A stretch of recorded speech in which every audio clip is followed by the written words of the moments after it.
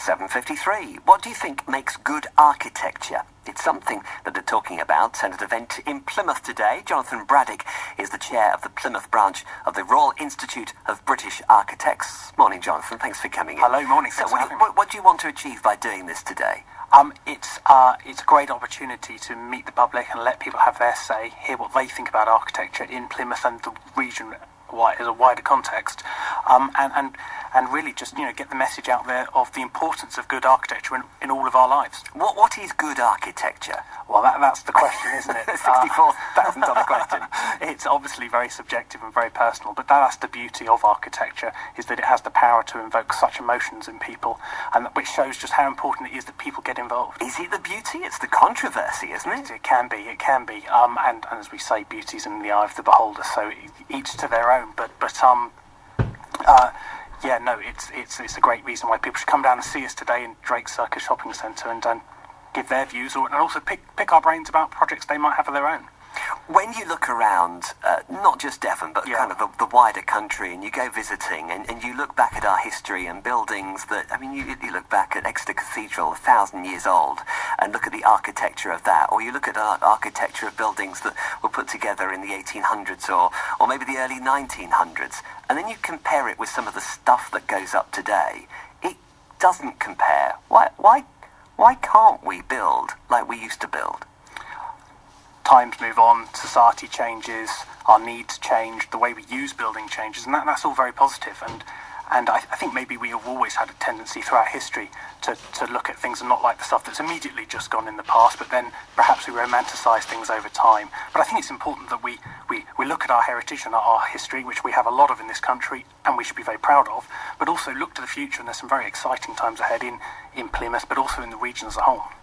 But it's all down to money, isn't it? As far as an architect's job is concerned, it's like, here's my budget for this building, and come up with a design. And it's like, well, you can afford a pile of bricks and some cement, so off you go. No, we're of course in very difficult economic times, not just in this region, but in the world. So how do you strike that balance? Well, I think we're still doing very well in the region. The Southwest this year in the RIBA awards, we've had 2 award winners. We've done very well as a region against the national context, where we've got in Exeter, we've got the Forum building at the university, and we've also got the Royal Albert Memorial Museum in Exeter, both buildings are actually world class. They're fantastic, and I'd encourage anybody who hasn't seen them, go along. They're very accessible, and I think they're modern day examples of architecture that will stand the test of time.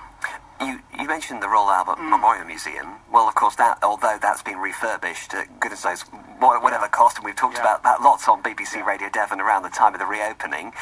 But again, that's a building that's donkey's years old. Well, it's a great example. No, I agree, and it's a wonderful example of how modern architecture and older architecture can What's modern about it? If you go to see, particularly around the back, there's some really beautiful modern parts of it that's actually managed to join what were some fairly disjointed older buildings together and make it a really successful whole. And like I said, I'd really encourage people to go and have a look, and it's a great example of how new can also be very good. Interesting you're holding your event today in probably one of the most controversial new buildings, architecturally speaking, in the last few years, being Drake Circus. That still comes in for a lot of criticism. It does, and of course it won obviously a Worst Building Award at the time. It's been very controversial, but you've also... Do you like it? I think you've got to look at it in a wider context. That's a rotten question. I know, and the silence says it all, Jonathan. It's been very successful, I think, as a shopping centre. I think it won some awards, and you've got to look at things in an economic context as well. And I think it's been very good for Plymouth, but of course we've got to look to the future. But does it look nice on the outside? I think there's some nice views, and there's some views that aren't so successful. Okay, what do you think? 0845 301 1034. Producer Ollie. What do you think, Matt? I'm not a fan of Drake Circus. See, I think when you're looking at it from the church, I think it looks really nice when you're on the roundabout. Yes. And coming up Exeter Street. And I think the way it looks like it sets the church nicely. I think. That's fine. I don't like it from the other side. But then you go the other side, and especially from the bus station side. I've heard it called a rhino's bottom from the church side. Have you seen the Rhino's Bottom, and what do you think of it? 0845 301 1034. We want your suggestions. Ollie, just one or two coming in. What reaction have we had? Yeah, on Twitter, so says Renslade House by the river in Exeter is an ugly sight as you approach the city via the X bridges. And on Facebook, posted a picture, Gordon took of the Civic Centre in Plymouth. He thinks it looks all right.